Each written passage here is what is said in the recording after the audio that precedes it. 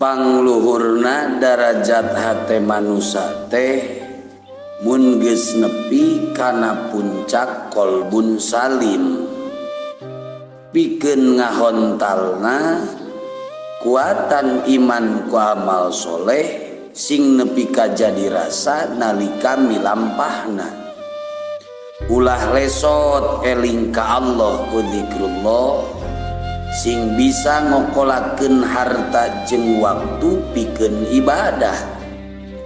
Lamun nu tilu eta geus kaambah maka hate anjeun bakal salamet tina rupaning rereget kadorakaan.